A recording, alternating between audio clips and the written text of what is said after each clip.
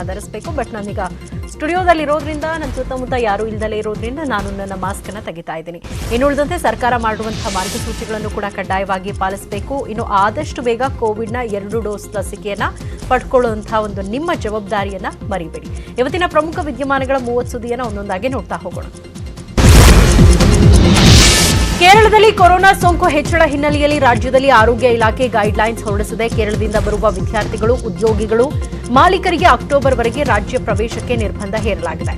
October ಅಂತ್ಯದವರೆಗೆ ಪ್ರಯಾಣ ಮುಂದೂಡಿಯಂತ ಸದ್ಯಕ್ಕೆ ಕೇರಳಕ್ಕೆ ಪ್ರಯಾಣಿಸದಂತೆ ಸೂಚನೆಯನ್ನ ಕೊಡಲಾಗಿದೆ. ಪಕ್ಕದ ಕೇರಳದಲ್ಲಿ ನಿಫಾ ಸೋಂಕು ದೃಢ ಹಿನ್ನೆಲೆಯಲ್ಲಿ ರಾಜ್ಯದಲ್ಲಿ ನಿಫಾ ಸೋಂಕಿನ ಬಗ್ಗೆ ಎಚ್ಚರಿಕೆ ವಹಿಸಲು ಸೂಚನೆ ಕೊಡಲಾಗಿದೆ. ರಾಜ್ಯ ಸರ್ಕಾರದಿಂದ ನಿಫಾ ವೈರಸ್ ಸೋಂಕಿನ ಗುಣಲಕ್ಷಣಗಳನ್ನು ಪಟ್ಟಿ ಮಾಡಲಾಗಿದ್ದು, ಸರ್ಕಾರದ ಗೈಡ್ಲೈನ್ಸ್ ಪ್ರಕಾರ ಏನ್ ಮಾಡಬಾರದು, ಏನೇನ್ ಮಾಡಬೇಕೆಂದು ಸೂಚನೆಯನ್ನ ನೀಡಲಾಗಿದೆ.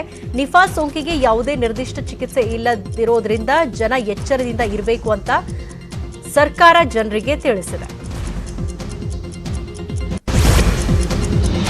ಹೆಮ್ಮಾರಿ ಕೊರೋನಾ ಆತಂಕ ಹುಟ್ಟಿಸಿರೋ ಹೊತ್ತಲ್ಲೇ ನಿಫಾ ಕಾಲಿಟ್ಟಿರುವುದು ಜನರನ್ನ ಬೆಚ್ಚಿ ಬೀಳುವಂತೆ ಮಾಡಿದೆ. ಕೇರಳದಲ್ಲಿ ಮೊದಲ ಬಲಿಯಾಗ್ತಿದ್ದಂತೆ ರಾಜ್ಯ ಸರ್ಕಾರ ಫುಲ್ ಅಲರ್ಟ್ ಆಗಿದೆ. ಸೋಂಕು ಹರಡದಂತೆ ತಡೆಗಟ್ಟಲು ಸಿಎಂ ಬೊಮ್ಮಾಯಿ ಸೂಚನೆಯನ್ನ ಕೊಟ್ಟಿದ್ದಾರೆ. ಈ ಬಗ್ಗೆ ಪ್ರತಿಕ್ರಿಯೆ ನೀಡಿದ ಸಿಎಂ, ನಿಫಾ ವೈರಸ್ ಬಗ್ಗೆ ಸರ್ಕಾರ ಕಟ್ಟೆಚ್ಚರ ವಹಿಸಲಿದೆ. ಈಗಾಗಲೇ ಸೋಂಕಿನ ಬಗ್ಗೆ ತಜ್ಞರಿಂದ ವರದಿ ಕೇಳಿದ್ದೇನೆ. ಆರೋಗ್ಯ ಇಲಾಖೆಗೂ ಅಗತ್ಯ ಕ್ರಮ ಕೈಗೊಳ್ಳಲು ಸೂಚಿಸಿದ್ದೇನೆ ಅಂತ ಹೇಳಿದ್ದಾರೆ.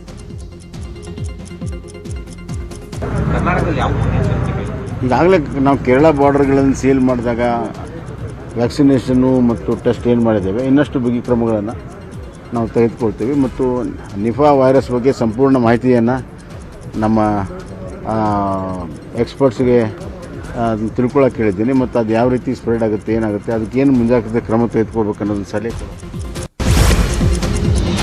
2 ವರ್ಷಗಳ ಬಳಿಕ ನಿಫಾ ವೈರಸ್ ಮತ್ತೆ ಕೇರಳಕ್ಕೆ ಕಾಲಿಡ್ತಿದ್ದಂತೆ ಗಡಿ ಜಿಲ್ಲೆಗಳಲ್ಲಿ ಹೈ ಅಲರ್ಟ್ ಮಾಡಲಾಗಿದೆ. ದಕ್ಷಿಣ ಕನ್ನಡ ಜಿಲ್ಲೆಯಲ್ಲಿ ಕಟ್ಟುನಿಟ್ಟಿನ ಕ್ರಮ ಕೈಗೊಳ್ಳಲಾಗಿದೆ. ಶಂಕಿತ ಪ್ರಕರಣ ಕಂಡುಬಂದರೆ ಕೂಡಲೇ ಆರೋಗ್ಯ ಇಲಾಖೆಗೆ ಮಾಹಿತಿ ನೀಡುವಂತೆ ಸೂಚನೆ ಕೊಡಲಾಗಿದೆ. ಜಿಲ್ಲಾಧಿಕಾರಿಗಳು ಈ ಕುರಿತಂತೆ ಸೂಚನೆಯನ್ನ ಕೊಟ್ಟಿದ್ದಾರೆ. ಅಲ್ಲದೆ ಗಡಿಯಲ್ಲಿ ಕಟ್ಟೆಚ್ಚರ ವಹಿಸುವಂತೆ ಆದೇಶವನ್ನ ನೀಡಿದ್ದಾರೆ. ಕೇರಳದ ಜೊತೆ ಗಡಿ ಹಂಚಿಕೊಂಡಿರೋ ಕೊಡಗು ಜಿಲ್ಲೆಯಲ್ಲೂ ನಡುಕ ಶುರುವಾಗಿದೆ. ಕೇರಳಿಗರು ಹೆಚ್ಚಾಗಿ ಕೊಡಗಿಗೆ ಬರೋದ್ರಿಂದ ಜಿಲ್ಲೆಯಲ್ಲಿ ಫುಲ್ ಅಲರ್ಟ್ ಮಾಡಲಾಗಿದೆ. ಈ ಬಗ್ಗೆ ಡಿಎಚ್ಒ ವೆಂಕಟೇಶ್ ಪ್ರತಿಕ್ರಿಯೆ ನೀಡಿದ್ದು, ಸದ್ಯಕ್ಕೆ ಜಿಲ್ಲೆಯಲ್ಲಿ ನಿಫಾ ಆತಂಕ ಇಲ್ಲ. ಪಕ್ಷಿಗಳು ಕಚ್ಚಿರುವ ಹಣ್ಣುಗಳನ್ನ ಯಾರೂ ತಿನ್ನಬೇಡಿ. ಶೀತ, ಜ್ವರ, ಮೈಕೈ ನೋವಿದ್ರೆ ಕೂಡಲೇ ಟೆಸ್ಟ್ ಮಾಡಿಸಿ. ನಿಫಾ ಬಾರದಂತೆ ಜಿಲ್ಲೆಯಲ್ಲಿ ಅಗತ್ಯ ಕ್ರಮ ಕೈಗೊಳ್ಳಲಾಗಿದೆ ಅಂತ ಮಾಹಿತಿಯನ್ನ ನೀಡಿದ್ದಾರೆ.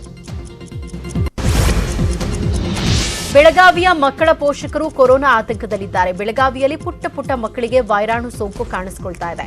ನಗರದ ಆಸ್ಪತ್ರೆಗಳ ಮುಂದೆ ಮಕ್ಕಳ ಜೊತೆ ಪೋಷಕರು ಸಾಲುಗಟ್ಟಿ ನಿಲ್ತಿದ್ದಾರೆ. ಮಕ್ಕಳಿಗೆ ಕೊರೋನಾ ವೈರಸ್ ಆತಂಕದಲ್ಲಿದ್ದಾರೆ.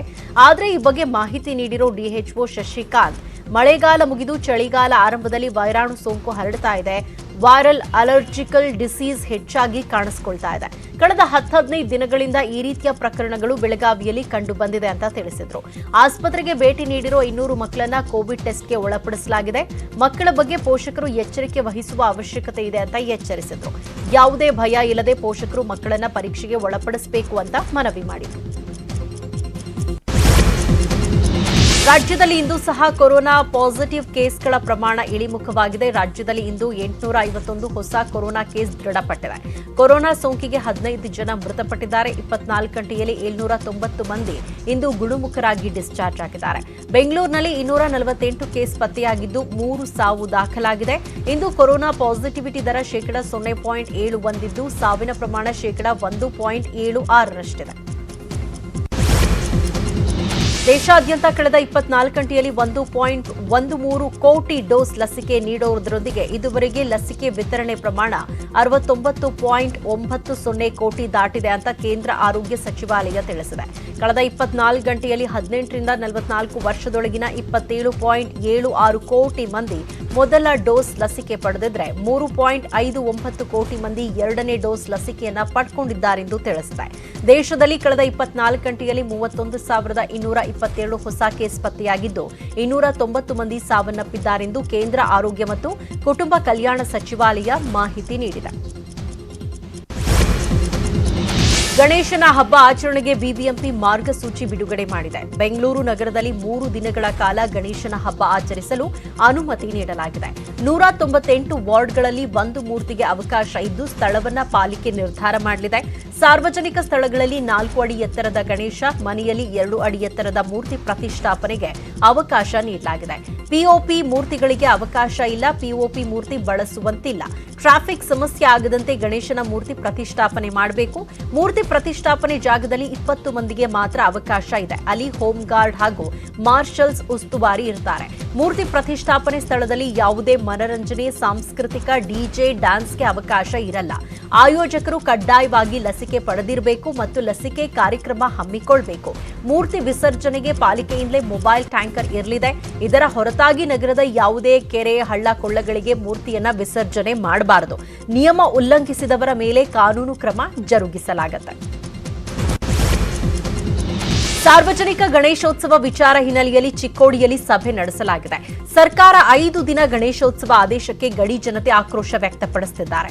ಸಾರ್ವಜನಿಕ ಗಣೇಶೋತ್ಸವ ಮಾಡಲು 11 ದಿನ ಬೇಡಿಕೆ ಇಟ್ಟಿದ್ದಾರೆ. ಹಲವಾರು ವರ್ಷಗಳಿಂದ ಗಡಿ ಭಾಗದಲ್ಲಿ ವಿಜೃಂಭಣೆಯಿಂದ ಗಣೇಶೋತ್ಸವ ಆಚರಣೆ ಮಾಡಲಾಗ್ತಾ ಇದೆ.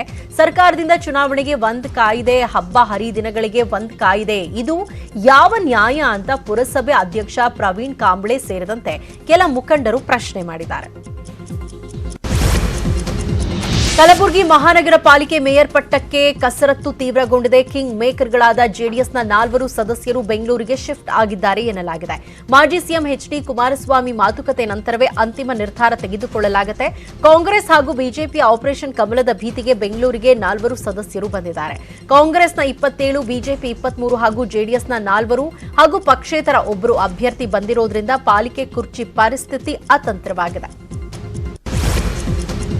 ಕಲಬುರಗಿ ಪಾಲಿಕೆ ಅಧಿಕಾರ ವಿಚಾರವಾಗಿ ಮಾತನಾಡಿದ ಜೆಡಿಎಸ್ ಶಾಸಕ ಎಚ್ಡಿ ರೇವಣ್ಣ, ಖರ್ಗೆ ದೇವೇಗೌಡರ ಸಮಕಾಲೀನರು. ದೇವೇಗೌಡರು ಏನೇ ನಿರ್ಧಾರ ತೆಗೆದುಕೊಳ್ತಾರೆ ಅದಕ್ಕೆ ಬದ್ಧ.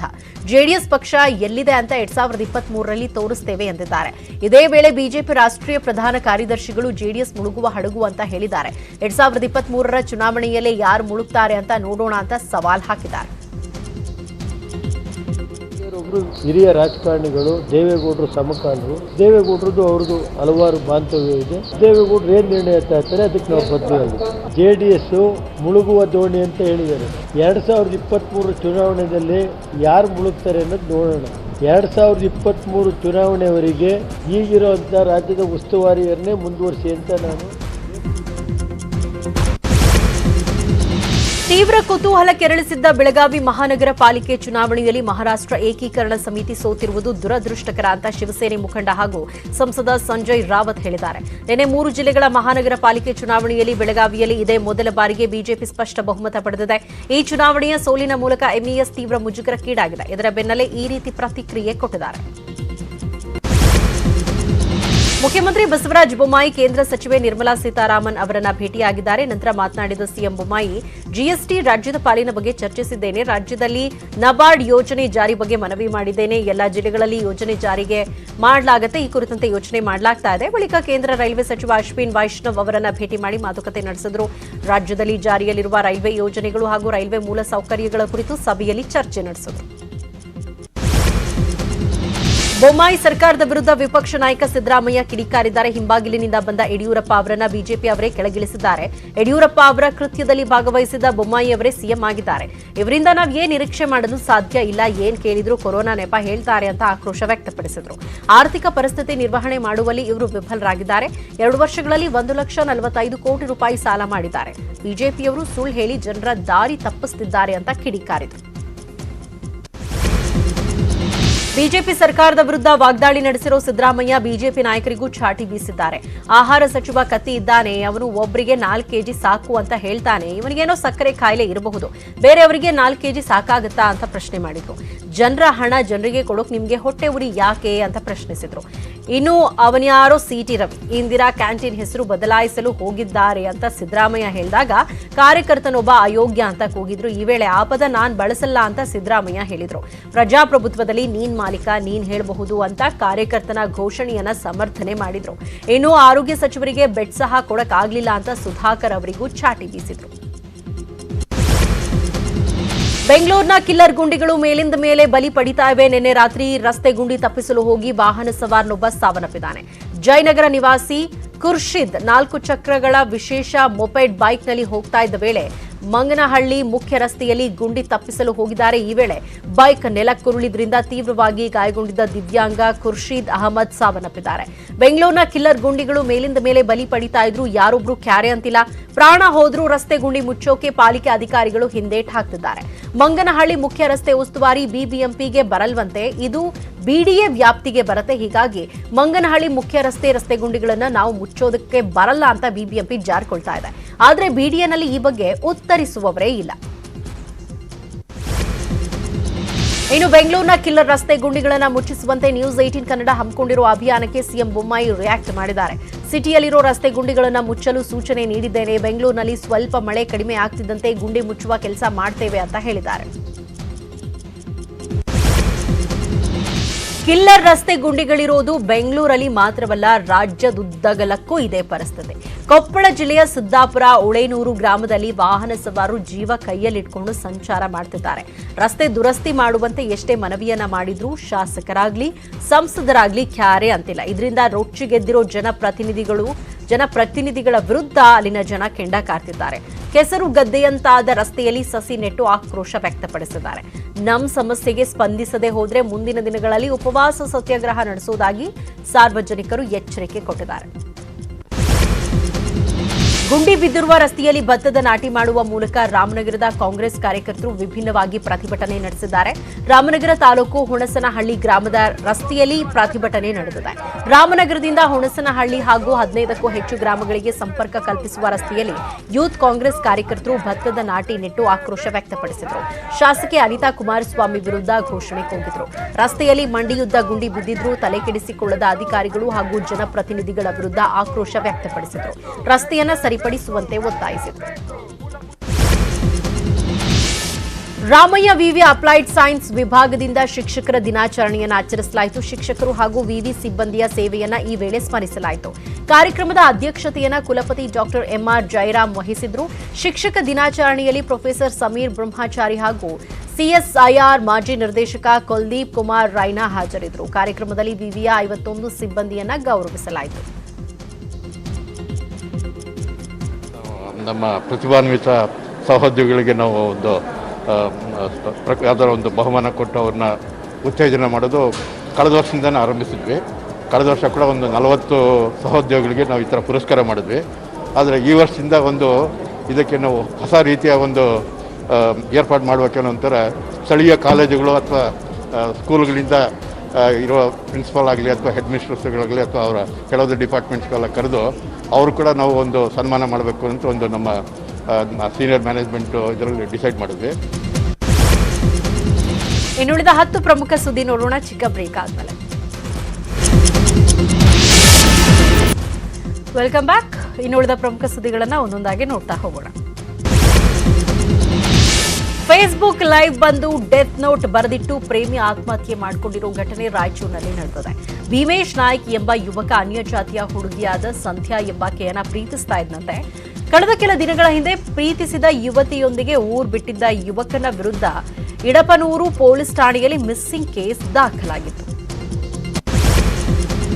ಕೊಪ್ಪಳ ತಾಲೂಕಿನ ಕಿನ್ನಾಳದಲ್ಲಿ ನಿರಂತರ ಮಳೆಯಿಂದ ಆಸ್ಪತ್ರೆ ಆವರಣ ಕೆಸರು ಗದ್ದೆಯಂತಾಗಿದೆ. ಆಸ್ಪತ್ರೆಗೆ ಹೋಗಲು ವೃದ್ಧರು ಗರ್ಭಿಣಿಯರು ಪರದಾಡ್ತಿದ್ದಾರೆ. 3 ದಿನಗಳಿಂದ ಮಳೆಯಾಗ್ತಾ ಇದ್ದು ಆಸ್ಪತ್ರೆ ಆವರಣದಲ್ಲಿ ನೀರು ನಿಂತಿದೆ. ಕೊಪ್ಪಳದಲ್ಲಿ ಶಿಕ್ಷಕರ ದಿನಾಚರಣೆ ದಿನ ಶಿಕ್ಷಕರು ಕುಣಿದು ಕುಪ್ಪಳಿಸಿದ್ದಾರೆ. ಕಾಳಿದಾಸ ಪದವಿ ಪೂರ್ವ ಕಾಲೇಜಿನಲ್ಲಿ ಸರ್ವಪಲ್ಲಿ ರಾಧಾಕೃಷ್ಣನ್ ಭಾವಚಿತ್ರದ ಮುಂದೆ ಶಿಕ್ಷಕರು ಕುಣಿದು ಕುಪ್ಪಳಿಸಿದ್ದಾರೆ. ಈಗ ಶಿಕ್ಷಕರು ಡ್ಯಾನ್ಸ್ ಮಾಡಿದ ವಿಡಿಯೋ ಸಾಮಾಜಿಕ ಜಾಲತಾಣದಲ್ಲಿ ವೈರಲ್ ಆಗಿದೆ. ಸಾಮಾಜಿಕ ಜಾಲತಾಣದಲ್ಲಿ ಡ್ಯಾನ್ಸ್ ಮಾಡಿದ ಶಿಕ್ಷಕರ ವಿರುದ್ಧ ಜನ ಆಕ್ರೋಶ ವ್ಯಕ್ತಪಡಿಸಿದ್ದಾರೆ.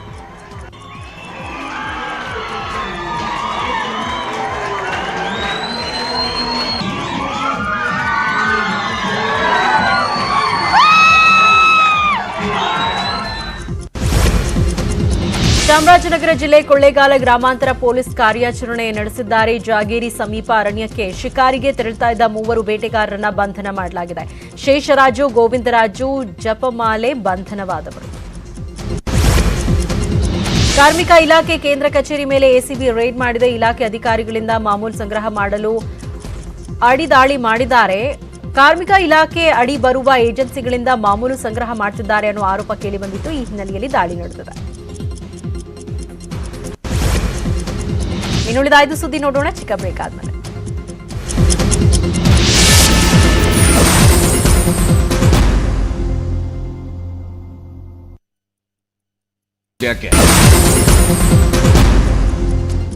Welcome back. ಇನ್ನುಳಿದ ಪ್ರಮುಖ ಸುದ್ದಿಯನ್ನ ನೋಡೋಣ.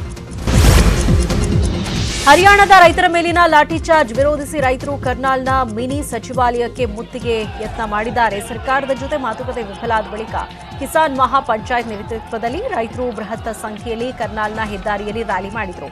ಮಿನಿ ಸಚಿವಾಲಯಕ್ಕೆ ಘೇರಾವ್ ಹಾಕಲು ಬಂದರು. ಬ್ರಾಹ್ಮಣ ಸಮುದಾಯದ ವಿರುದ್ಧ ಆಕ್ಷೇಪಾರ್ಹ ಹೇಳಿಕೆ ನೀಡಿದ್ದಕ್ಕಾಗಿ ಛತ್ತೀಸ್ಗಢ ಮುಖ್ಯಮಂತ್ರಿ ಭೂಪೇಶ್ ಬಘೇಲ್ ತಂದೆಯನ್ನ ಪೊಲೀಸರು ಬಂಧಿಸಿದ್ದಾರೆ. ಇತ್ತೀಚೆಗೆ ಅವರ ವಿರುದ್ಧ ಪ್ರಕರಣ ದಾಖಲಾಗಿದ್ದು ಇಂದು ಏಕಾಏಕಿ ಅವರನ್ನ ಪೊಲೀಸರು ಬಂಧಿಸಿದ್ದಾರೆ. ಪ್ರತ್ಯೇಕವಾದಿ ಗಿಲಾನಿ ಸಾವಿನ ಬಳಿಕ ಉದ್ವಿಗ್ನಗೊಂಡಿದ್ದ ಕಣಿವೆ ರಾಜ್ಯದಲ್ಲಿ ಶಾಂತಿ ಮರುಸ್ಥಾಪಿಸಲು ಕೇಂದ್ರ ಹರಸಾಹಸ ಪಡ್ತಾ ಇದೆ. ಅಹಿತಕರ ಘಟನೆ ನಡೆಯದಂತೆ ಅಲರ್ಟ್ ಆಗಿದ್ದು ಕಾಶ್ಮೀರದ ಮಾಜಿ ಸಿಎಂ ಮೆಹಬೂಬಾ ಮುಫ್ತಿ ಅವರನ್ನ ಗೃಹ ಬಂಧನದಲ್ಲಿ ಇರಿಸಲಾಗಿದೆ. ಈ ವಿಷಯವನ್ನು ಸ್ವತಃ ಮೆಹಬೂಬಾ ಟ್ವೀಟ್ ಮಾಡುವ ಮೂಲಕ ಸ್ಪಷ್ಟಪಡಿಸಿದ್ದಾರೆ. ಉತ್ತರಾಖಂಡದಲ್ಲಿ ಸುರಿತಾ ಇರುವ ಮಹಾಮಳೆಗೆ ಅವಾಂತರಗಳ ಮೇಲೆ ಅವಾಂತರ ನಡೀತಾ ಇದೆ. ಡೆಹ್ರಾಡೂನ್ ರಿಷಿಕೇಶ್ ನಡುವಿನ ರಸ್ತೆಯಲ್ಲಿ ಜನರ ಸಂಪರ್ಕಕ್ಕೆ ನಿರ್ಮಿಸಲಾಗಿದ್ದ ಪರ್ಯಾಯ ಮಾರ್ಗ ಸಹ ಪ್ರವಾಹದಲ್ಲಿ ಕೊಚ್ಚಿಕೊಂಡು ಹೋಗಿದೆ. ಅಫ್ಘಾನಿಸ್ತಾನದಲ್ಲಿ ತಾಲಿಬಾನ್ ಸರ್ಕಾರ ಘೋಷಣೆಯಾಗಿದೆ. ಪ್ರಧಾನಿಯಾಗಿ ಮುಲ್ಲಾ ಮೊಹಮ್ಮದ್ ಹಸನ್ ತಾಲಿಬಾನ್ ಸರ್ಕಾರವನ್ನ ಮುನ್ನಡೆಸಲಿದ್ದಾರೆ. ಜೊತೆಗೆ ಮಂತ್ರಿಮಂಡಲ ಕೂಡ ಘೋಷಣೆಯಾಗಿದೆ. ಮುಲ್ಲಾ ಬರಾದಾರ್ಗೆ ಉಪ ಪ್ರಧಾನಿ ಪಟ್ಟ ನೀಡಲಾಗಿದೆ.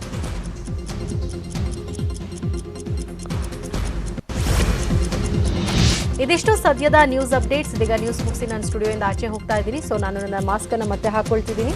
ಇನ್ನುಳಿದಂತೆ ಸರ್ಕಾರದ ಮಾರ್ಗಸೂಚಿಗಳನ್ನು ಕೂಡ ಪಾಲಿಸ್ತೀನಿ. ನೀವು ಕೂಡ ನಿಮ್ಮ ಜವಾಬ್ದಾರಿಯನ್ನ ಮರಿಬೇಡಿ. ನೋಡ್ತಾ ಇರಿ ನ್ಯೂಸ್ 18 ಕನ್ನಡ. ಜಾಲ ನಮ್ಮದು, ಬಲ ನಿಮ್ಮದು.